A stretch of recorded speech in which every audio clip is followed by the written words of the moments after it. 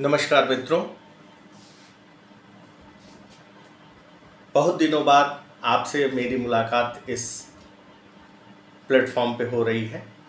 क्योंकि कुछ व्यक्तिगत व्यस्तताएं और कुछ और भी कार्य थे ऐसे कि ऐसा संयोग नहीं बन पाया।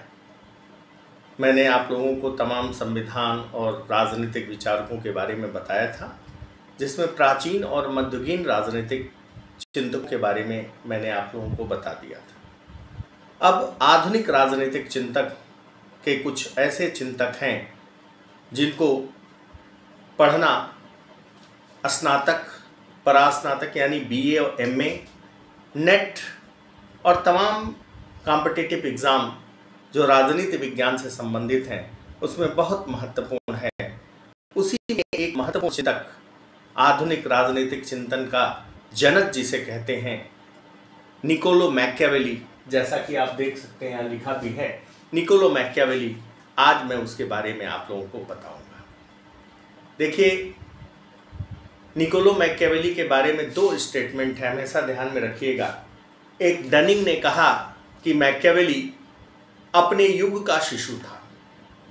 दूसरा, मैक्सी ने कहा कि मैकियावेली प्रथम आधुनिक राजनीतिक चिंतक, या यूं कहें कि आधुनिक राजनीतिक चिंतन का जनक था।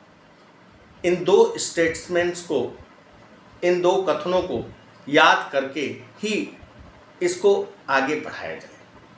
चलिए थोड़ा सा मैकियावेली का जीवन परिचय देखते हैं। देखिए, यहाँ बोर्ड पे मैंने लिखा भी है 1469 से 1527 तक। देखिए, निकोलो मैकियावेली का जन्म इटली के फ्लोरेंस नगर में 1469 ईस्वी में हुआ था। देखिए, फ्लोरेंस किस लिए प्रसिद्ध है आप सभी जानते भी होंगे। पुनर्जागरण की धरती है फ्लोरेंस, जहां से पुनर्जागरण का जन्म हुआ। उसी पुनर्जागरण की धरती पर निकोलो मैकियावेली का जन्म 1469 में हुआ। देखिए, बड़ा कंट्राडिक्टिक है। एक 1469 में जन्मा मैकियावेली, जिस समय धर्म और राजनीति एक दूसरे से जुड़ी हुई थी। उस समय इसने कहा कि धर्म को राजनीति से, नैतिकता से पृथक कर दो। दूसरी तरफ ठीक इनके 400 वर्ष बाद 1869 में महात्मा गांधी का जन्म हुआ। उस समय राजनीति धर्म से अलग थी। उन्होंने कहा कि नहीं, राजनीति को धर्म से जोड़ दो। फिलहाल इसमें हम नहीं पढ़ते। तो निकोलो मैकियावेली का जन्म इटली के फ्लोरेंस नगर में एक संपन्न परिवार में हुआ, लेकिन वह ज्यादा उच्च शिक्षा प्राप्त नहीं कर सके। बहुत ज्यादा उच्च शिक्षा नहीं प्राप्त की, लेकिन वह फ्लोरेंस नगर के, फ्लोरेंस गणराज्य के एक छोटे से राजनीतिक पद पर आसीन हो गए 25 वर्ष की अवस्था में। लेकिन निकोलो मैकियावेली जो था वो बहुत तेज दिमाग का व्यक्ति था। निकोलो मैकियावेली ने अपनी योग्यता, अपनी सूझबूझ, अपनी चातुर्यता के बल पर धीरे धीरे एक बड़े राजनीतिक पद पर अपने आप को आसीन कर लिया। वह राजनीतिक पद क्या था? युद्ध और आंतरिक मामलों संबंधी, एक तरीके से कह सकते हैं आप गृह मंत्री का पद, बड़ा महत्वपूर्ण पद होता है। उस पद तक वह पहुंच गया। इस पद पर रहने के दौरान उन्होंने राजदूत की भी भूमिका निभाई। फ्लोरेंस के राजदूत के रूप में तमाम इटली इत्यादि तमाम यूरोपीय देशों में उन्होंने भ्रमण किया, और उस भ्रमण के कारण उनको बहुत सारी राजनीतिक जानकारियां प्राप्त हुई। इस पद पर वो 1512 ईस्वी तक रहे। देखिए, 1512 ईस्वी जो है यह बड़ा प्रसिद्ध है। एक युद्ध हुआ, रवेन्ना का युद्ध।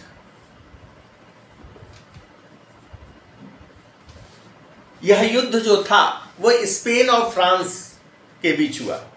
इस युद्ध में 1512 के रवेन्ना के युद्ध में स्पेन ने फ्रांस को पराजित कर दिया। मैकियावेली फ्रांस का समर्थक था। स्पेन ने फ्लोरेंस राज्य पर कब्जा कर लिया। अपनी राजनीतिक व्यवस्था, अपने समर्थकों की व्यवस्था को स्थापित कर दिया। इस दौरान काफी कठिनाई झेलना पड़ा मैकियावेली को। राजनीतिक पद तो गया ही, उनको हटा दिया गया उनके राजनीतिक पद से। अचानक अर्श से फर्श पर आके गिर पड़े।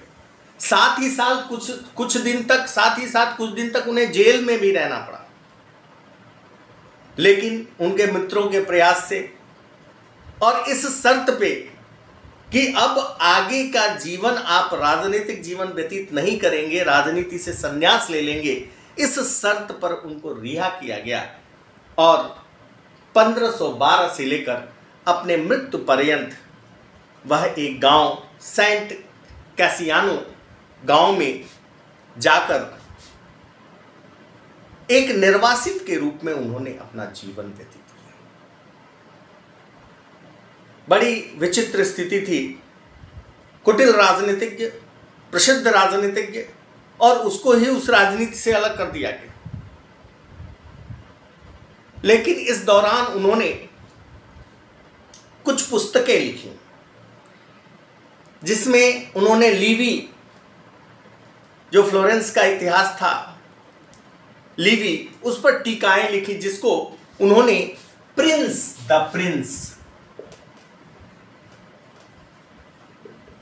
नाम से संक्षिप्त, वो बहुत लंबा हो जा रहा था तो संक्षिप्त करके प्रिंस नाम दिया उसको। और इसका भी उद्देश्य मेडिसी के शासक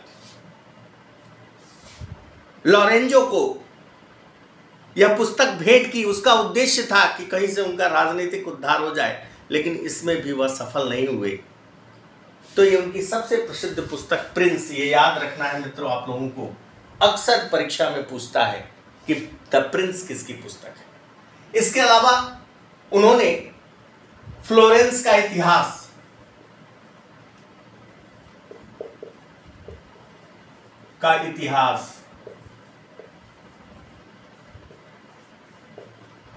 आर्ट ऑफ वार, युद्ध की कला, हिस्ट्री ऑफ फ्लोरेंस, और आर्ट ऑफ वार, युद्ध की कला, और डिस्कोर्सेस,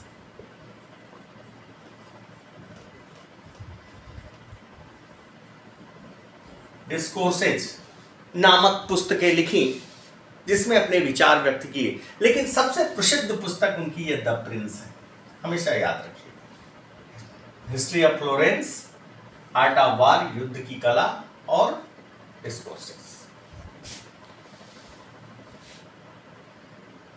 इन पुस्तकों का लेखन किया, राजनीतिक जीवन से अलग रहा और एक असफल व्यक्ति के रूप में, भाई कोई चीज़ मुझे बहुत पसंद है, जैसे मैं अध्यापन करना बहुत पसंद करता हूँ, मैं एक अध्यापक हूँ, मैं पढ़ाना बहुत पसंद करता हूँ, और मुझे पढ़ाने से ही रोक दिया जाए तो फिर मेरी मनोदशा अच्छी नहीं रहेगी।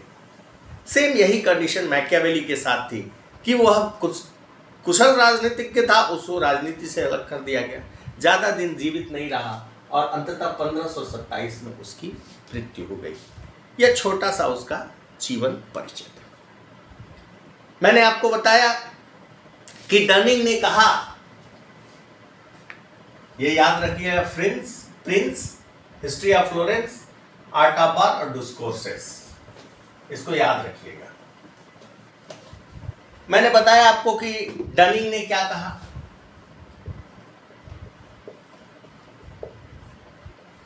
मैकियावेली अपने युग का शिशु,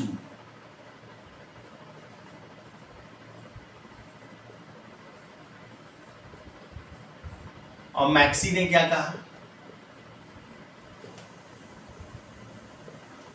आधुनिक राजनीतिक चिंतन का जनक।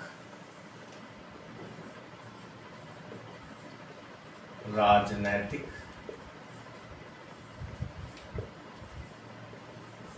चिंतन का जनक। दो चीजें मित्रों, एक तरफ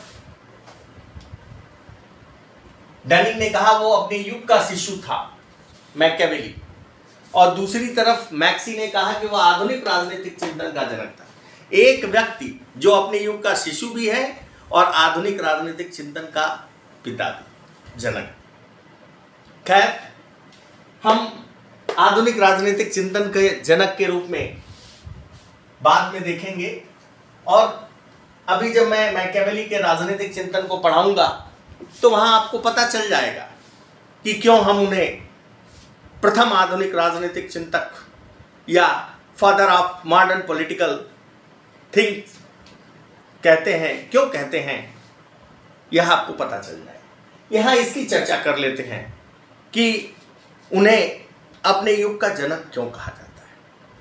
देखिए, अपने युग का शिशु क्यों कहा जाता है। सबसे पहली चीज, पुनर्जागरण।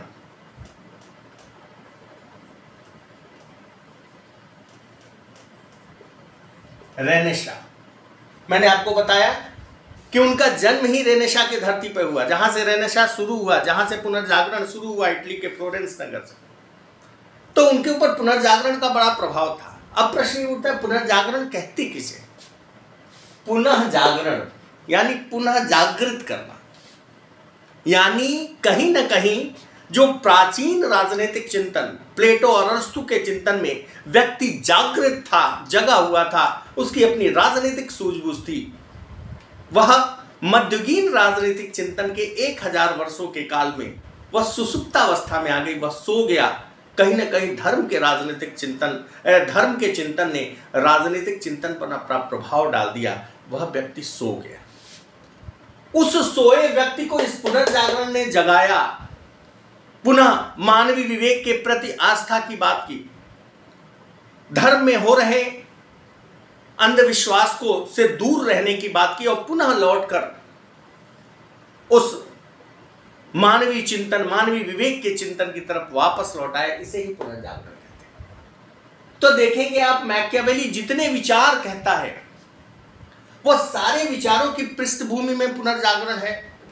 वास्तव में मैकियावेली के एक एक विचार पुनर्जागरण से प्रभावित है, इसीलिए कहा जाता है कि वह पुनर्जागरण का शिशु था। दूसरी चीज, निरंकुश राजतंत्रों का उदय। निरंकुश राजतंत्रों का उदय। आपको यह पता होगा कि जो मध्ययुगीन राजनीतिक चिंतन था, मध्ययुगीन राजनीतिक चिंतन में सामंतवाद बहुत हावी था।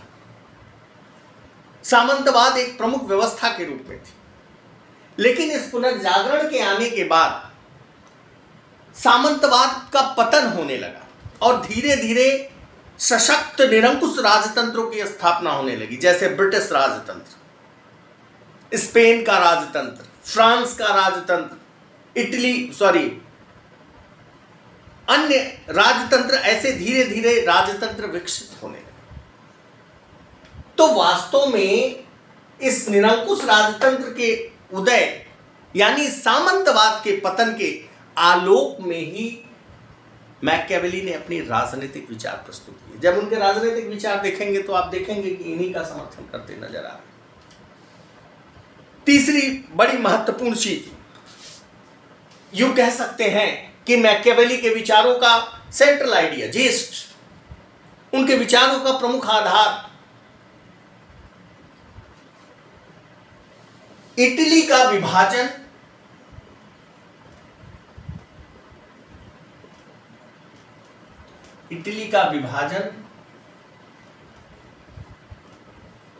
और दुर्दशा।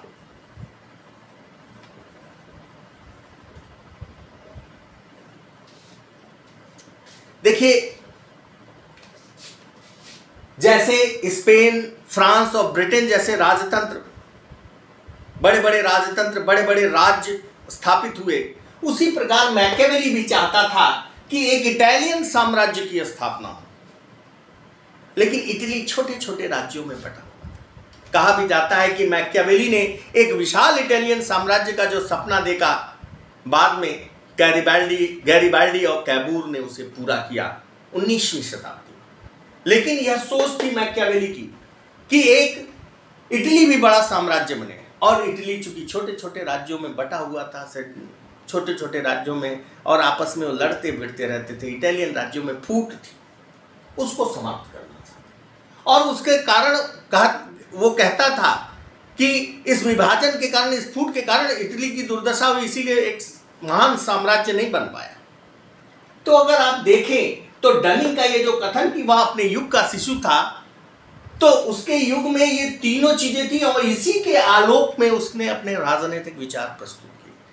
जब आप उनके राजनीतिक विचार देखेंगे तो आपको लगेगा कि बिल्कुल ये यानी पुनर्जागरण का प्रभाव है, निरंकुश राजतंत्रों के उदय का प्रभाव है, इटालियन राज्यों के विभाजन, फूट और उसकी दुर्दशा का प्रभाव।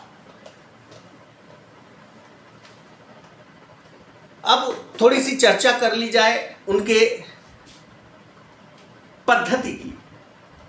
तो देखिए, मैकियावेली की जो पद्धति थी ऐतिहासिक और पर्यवेक्षणात्मक पद्धति थी।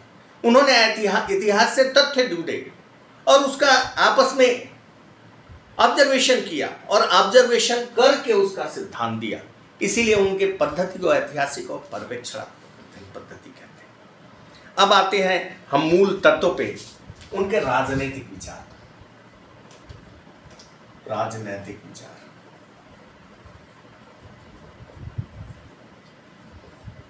मैकियावेली। पहला, मानव स्वभाव संबंधी विचार।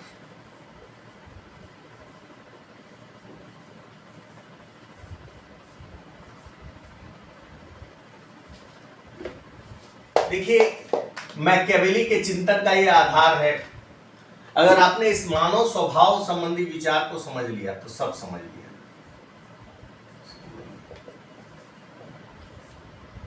ये मानव स्वभाव। अब मानव स्वभाव के बारे में मैकियावेली क्या कहते हैं? मैकियावेली ने कहा कि जो मनुष्य होता है अव्वल दर्जे का स्वार्थी निकृष्ट प्राणी होता है।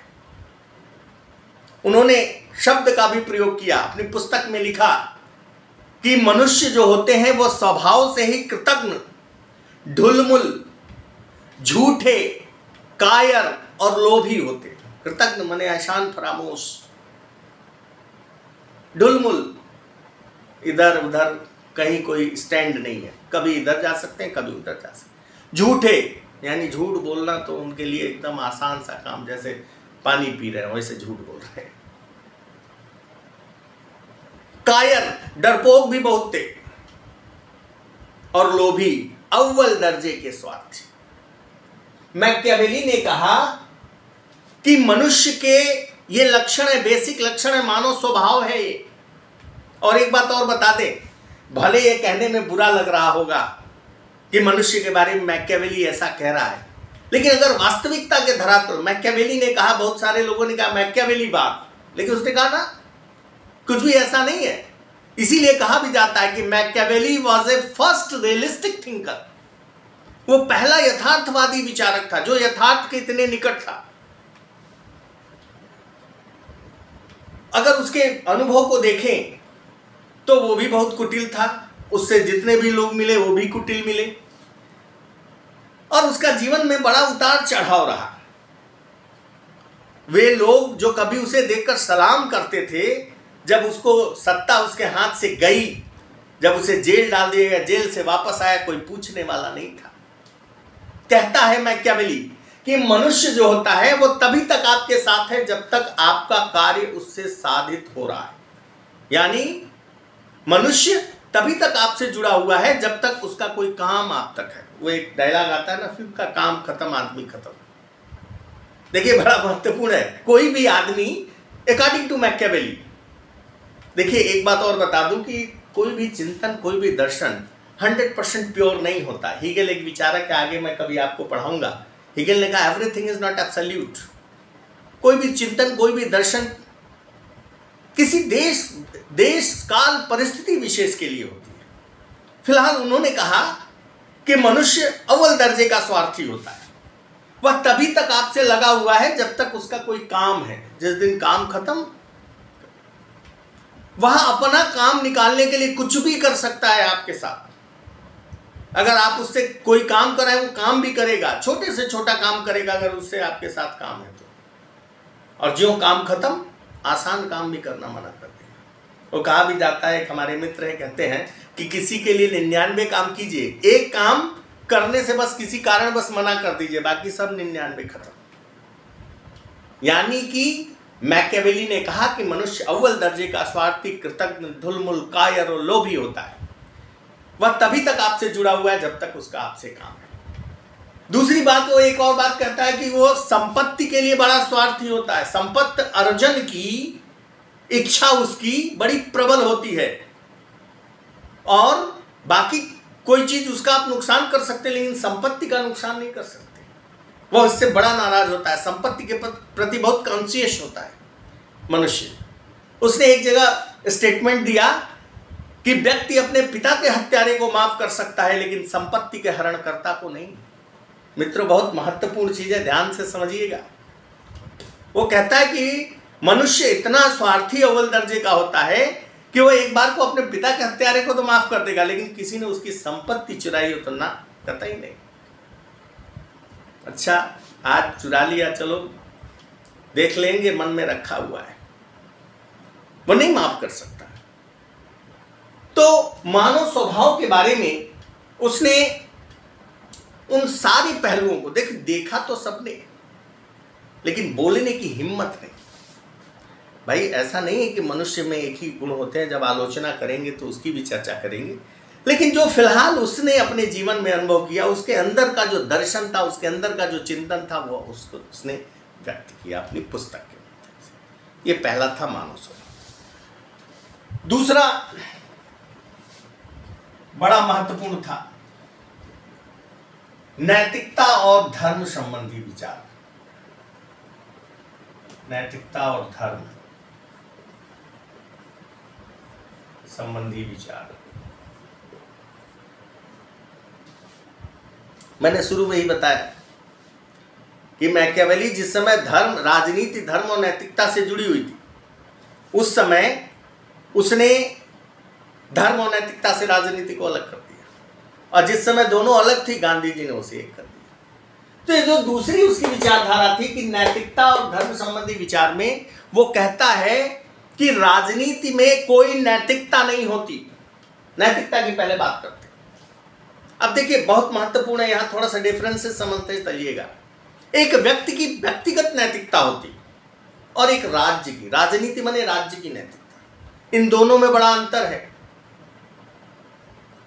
व्यक्ति की व्यक्तिगत नैतिकता हो सकता है किसी समय के लिए उचित न हो, लेकिन कोई राजनीतिक निर्णय की नैतिकता व्यक्ति की दृष्टि में अनैतिक हो सकता है, लेकिन राजनीतिक दृष्टि में अनैतिक नहीं होता। वो राजनीतिक दृष्टि में अनैतिक नहीं होता। जैसे बहुत सारे ऐसे शासकों को निर्णय लेने पड़ते हैं जो व्यक्तिगत रूप से अनैतिक होते हैं, लेकिन राजनीतिक रूप से वह कहीं से भी अनैतिक नहीं हो सकते। राज्य की यानी राजनीति की नैतिकता सिर्फ और सिर्फ इतनी है कि वह राज्य का किस तरह से राज्य की रक्षा करे और किस तरह से राज्य का विस्तार करे। ये प्राथमिक नैतिकता है राज्य, ये प्राथमिक कार्य है राज्य का। और इस कार्य को करने के लिए इस इथिकल यानी इस नैतिकता के चक्कर में पड़ने की बात नहीं करता है। कहता है कि राजनीति से नैतिकता को पृथक कर दो, कोई जरूरत नहीं है, बहुत नैतिक बनने की कोई जरूरत नहीं है। उसने कहा कि अगर राज्य की रक्षा के लिए, उसके विस्तार के लिए अनैतिक से अनैतिक कार्य करना पड़े तो हो सकता है वो व्यक्तिगत रूप से अनैतिक हो, लेकिन राजनीतिक रूप से वो अनैतिक नहीं होता, क्योंकि राज्य का मुख्य कार्य राज्य की रक्षा करना है। मित्रों, इस बात को समझिएगा, यह बहुत महत्वपूर्ण था। उसने कहा कि व्यक्ति की नैतिकता हो सकती है, लेकिन राज्य की नैतिकता, राज्य के लिए कुछ भी अनैतिक नहीं। जैसे मान लीजिए पहले समय में क्या था कि सूर्यास्त के बाद युद्ध नहीं होता। महाभारत देखा होगा आपने, सूर्यास्त हो गया युद्ध बंद। रामायण देखा होगा, सूर्यास्त हुआ युद्ध बंद। निहत्तों पे वार नहीं किया जाता। लेकिन आज वर्तमान समय में क्या आप ये कह सकते हैं? अनेरे थोड़े ना मैकियावेली को प्रथम आधुनिक राजनीतिक चिंतक कहा जाता है। अनेरे थोड़े ना मैकियावेली को कहा जाता है कि वो प्रथम यथार्थवादी चिंतक था। देखिए, युद्ध चल रहे थे, जापान के नागासाकी हिरोशिमा में लोग सोए हुए थे, रात में बम्बार्डिंग कर दी गई, सारे लोग चले गए, क्या गलती थी उनकी? अब राज्य नैतिकता के चक्कर में पड़ जाए तो फिर राज्य का नुकसान हो जाएगा, वो अपनी रक्षा नहीं कर पाएगा। इसीलिए उसने कहा कि राज्य को अपने को सुरक्षित रखने के लिए कितने भी अनैतिक से अनैतिक कार्य करने पड़े कर देना चाहिए। इसीलिए उसने कहा कि राजा को लोमड़ी की तरह चालाक और शेर की तरह बहादुर होना चाहिए। उसने कहा राजा को छद्मवेशी होना चाहिए। एक चीज जरूर कहा उसने कि राजा को किसी व्यक्ति के संपत्ति के व्यक्तिगत संपत्ति के मामले में हस्तक्षेप नहीं करना चाहिए, क्योंकि जहां किसी के संपत्ति में हस्तक्षेप हुआ तुरंत व्यवस्थाएं गड़बड़ होने लगी। इसलिए उसने राजनीति से नैतिकता को पृथक कर दिया। दूसरा था धर्म संबंधी विचार।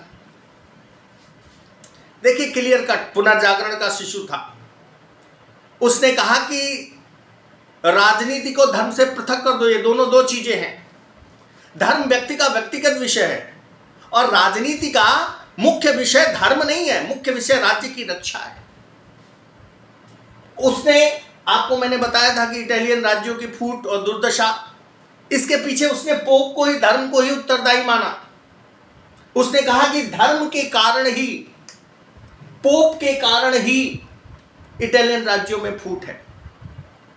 और ये वैसे उसने हवा में नहीं कह दिया, उसने देखा कि चर्चों में क्या हो रहा है।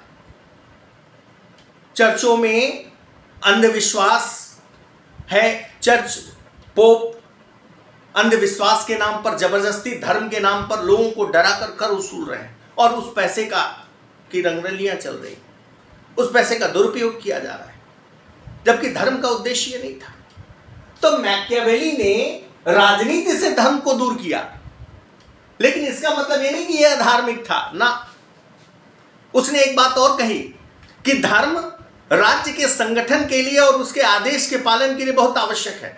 इसीलिए उसने कहा कि व्यक्ति के व्यक्तिगत धर्म में हस्तक्षेप करने की कोई आवश्यकता नहीं, कोई आवश्यकता नहीं।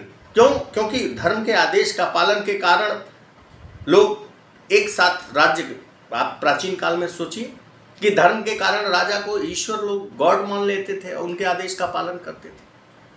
तो इस तत्व को मैकियावेली ने स्वीकार किया, लेकिन राज्य के संदर्भ में यह मध्ययुगीन राजनीतिक चिंतन में था कि धर्म बड़ा कि राज्य बड़ा। चर्च राज्य संघर्ष छिड़ गया।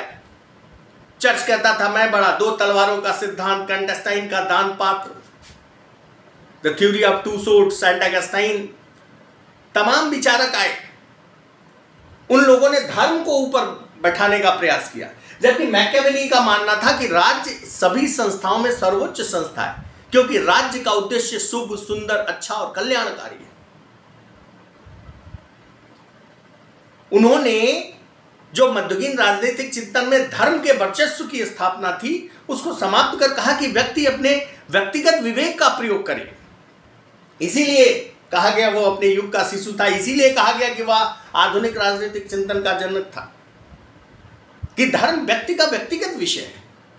इसीलिए मैकियावेली को अधार्मिक नहीं कह सकते, धर्मनिरपेक्ष कहिए, अधार्मिक मत कहिए। वह धर्मनिरपेक्ष था। वह व्यक्ति के व्यक्तिगत धर्म में हस्तक्षेप करने की बात नहीं करता था, लेकिन वो कहता था कि राज्य का कोई धर्म नहीं हुआ, राज्य का धर्म केवल और केवल राज्य की सुरक्षा है। इसलिए उसने राजनीति को धर्म से पृथक करने की बात कही। अब राज्य संबंधी तीसरे विचार, उसका राजनीतिक राज्य संबंधी विचार। अगर आप देखें तो किसी ने कहा कि राज्य ईश्वरीय देन है, किसी ने कहा नहीं राज्य का विकास हुआ है। मैकियावेली ने कहा कि राज्य वास्तव में मानवीय स्वभाव की आसुरी प्रवृत्ति की देन है और राज्य विशुद्ध एक मानवीकृत और कृत्रिम संस्था है। व्यक्तियों ने अपनी रक्षा के लिए राज्य नामक संस्था को बनाया है और राज्य का उद्देश्य शुभ, सुंदर, अच्छा और कल्याणकारी है। अपने नागरिकों की रक्षा करना, अपनी सीमाओं की रक्षा करना, लोगों की आवश्यकताओं की पूर्ति करना। इसीलिए उसने कहा कि राज्य एक सर्वश्रेष्ठ संगठन है, राज्य से बड़ा कोई संगठन नहीं। अरस्तु ने भी कहा था। लेकिन जो अरस्तु और प्लेटो नैतिकता की तरफ उनका झुकाव था, यहां उसका नैतिकता की तरफ झुकाव नहीं था। और अरस्तु ने कहा राज्य विकास का परिणाम है, इसने कहा नहीं, राज्य विकास का परिणाम नहीं, राज्य शुद्ध रूप से एक मानवीकृत और कृत्रिम संस्था है, आर्टिफिशियल इंस्टीट्यूशन है, जिसे व्यक्तियों ने अपनी रक्षा के लिए बनाया है।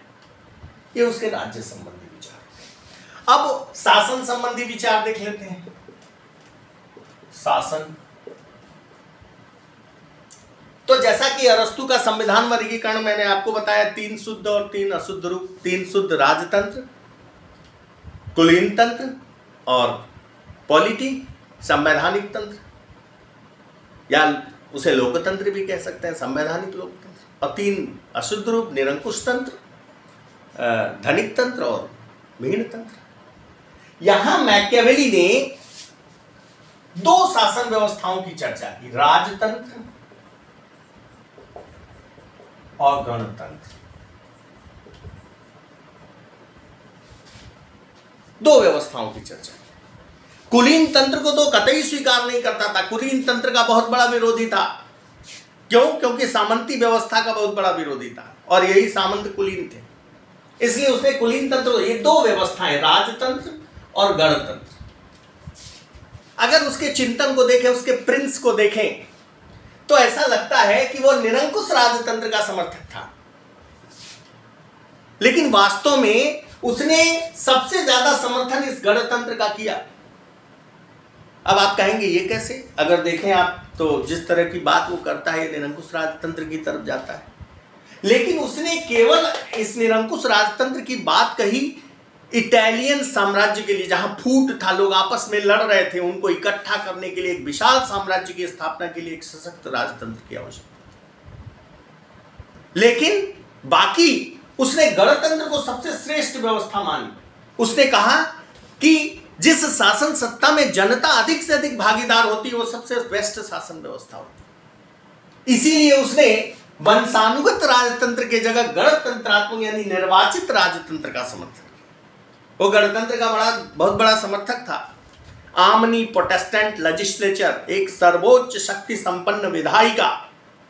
देखिए, जो संप्रभुता की अवधारणा आई बाद में बोधा ने दी, आज बड़ी प्रचलित अवधारणा है, उसकी शुरुआत कहीं ना कहीं मैकियावेली के समय ही हो चुका था। और मैकियावेली ने इस गणतंत्र का समर्थन किया। विशेष परिस्थिति में, इटालियन जैसी राज्यों जैसी परिस्थिति में उसने निरंकुश राजतंत्र का समर्थन किया, अन्यथा वह गणतंत्र का बहुत बड़ा समर्थक था। अब कानून संबंधी उसके विचार देख लेते हैं। कानून, अगर आप देखेंगे तो किसी ने कहा कि कानून ईश्वरीय है, दैवी कानून। किसी विचारों को पढ़े तो उन्होंने कहा कि मानवीय विवेक का प्रतिफल है कानून। लेकिन अपनी परिस्थितियों के अनुकूल मैकियावेली ने कहा नहीं, law is command of order, या कह सकते हैं कि शासक का आदेश ही कानून है। का आदेश, शासक का आदेश ही कानून है। यानी कानून का उद्देश्य देश की रक्षा, उसके जनता के सभी की रक्षा हो, उसके उद्देश्यों की पूर्ति हो, उसकी सीमाओं की रक्षा हो, और जो शासक होगा उस शासक का आदेश ही कानून होगा, जिसे हम सब मानने के लिए बाध्य हो। उससे अपने कानून संबंधी विचार, शासक संबंधी विचार देख लिए जाए। यही लिखते हैं, शासक, या कह सकते हैं शासक के कर्तव्य।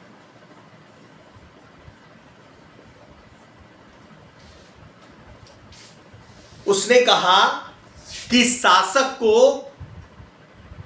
अपने करीबी लोगों से अत्यधिक सावधान रहना चाहिए, क्योंकि भाई जान लो, धोखा कोई और नहीं देता, अपने ही देते। अगर अपना धोखा, वो एक फिल्म थी ना, वो फिल्म आई थी दिलवाले, उसमें वो एक डायलॉग देता है कि हमें तो अपनों ने लूटा, गैरों में कहाँ दम था, मेरी कश्ती ऐसी जगह डूबी जहां पानी कम था। ध्यान देना मित्रों, कहता है कि शासक को किसी के ऊपर आंख मूंद के विश्वास नहीं करना चाहिए। क्यों? क्योंकि धोखा अपने ही देते। इसलिए उसने कहा कि शासक को शेर की तरह बहादुर और लोमड़ी की तरह चालाक होना चाहिए। शासक को छद्मवेशी होना चाहिए, बाहर से दिखाना चाहिए कि मैं बहुत उदार हूं, बहुत प्रेमी हूं, बहुत सहज हूं, लेकिन अंदर से बहुत कठोर होना चाहिए। क्यों? क्योंकि बहुत सहज हो जाएगा तो लोग उसका दुरुपयोग करने लगेंगे। और शासक को सहज नहीं होना चाहिए, सुलभ नहीं होना चाहिए इतना कि लोग उसका दुरुपयोग करने लगे। आप बहुत सुलभ हो जाइए किसी के लिए, लोग आपका शोषण करना प्रारंभ कर दें। ये उसका अनुभव बोल रहा है, जो अनुभव उन्होंने विभिन्न राजनीतिक अपने कर्तव्यों के पालन में विभिन्न देशों को घूमकर जो अर्जित किया था। इसलिए उन्होंने कहा कि शासक को छद्म बहुरूपिया होना चाहिए। बहुरूपिया, दिखाना कुछ, देखने के कुछ और खाने के दांत हाथी कुछ और दिखाने के कुछ।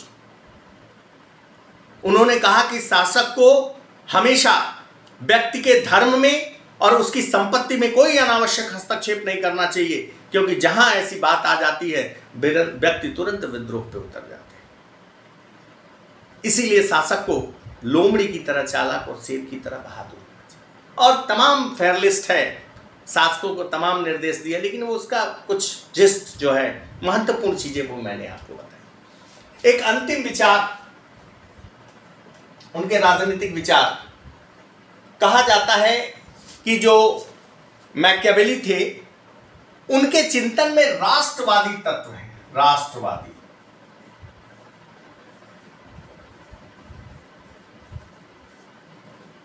कहा भी गया, बहुत सारे विचारकों ने कहा भी कि द फादर ऑफ नेशनलिज्म, वह राष्ट्रवाद का पिता था। वो कहता नहीं था, मुसोलिनी का नाम सुना होगा आपने, इटली का अधिनायक था मुसोलिनी। कहता था कि मैं अपने एक सिर के नीचे मैकियावेली की प्रिंस और दूसरे सिर के नीचे हीगेल की पुस्तक को रखकर सोता हूं। अब उसके चिंतन में राष्ट्रवादी तत्व तो कहां थे? देखिए, उसके चिंतन की मुख्य समस्या समझिए इसको, कि मैकियावेली के इस पूरे राजनीतिक चिंतन की सबसे बड़ी समस्या थी इटालियन राज्यों की फूट, उसकी दुर्दशा। उसको वह एकीकृत करना चाहता था। एक विशाल इटालियन साम्राज्य, जैसे स्पेन, फ्रांस, ब्रिटेन का साम्राज्य था, वैसे विशाल इटालियन साम्राज्य की स्थापना चाहता था। और यह साम्राज्य तभी स्थापित हो सकता है, ध्यान दीजिएगा, जब जनता के अंदर, लोगों के अंदर राष्ट्रवाद की भावना जन्मी कि हमारा भी एक राष्ट्र, इटालियन राष्ट्र है। जब ये राष्ट्रवाद की भावना जन्मेगी तब जाके पूरा राष्ट्र इकट्ठा हो पाएगा, तब जाके इटालियन राष्ट्र इकट्ठा हो पाएगा। तो उन्होंने इसी राष्ट्रवाद की भावना को जागृत किया, और जो सोच उन्होंने प्रारंभ की 15वीं 16वीं शताब्दी में, उस सोच को 19वीं शताब्दी में गैरिबाल्डी और कैबूर ने पूरा किया।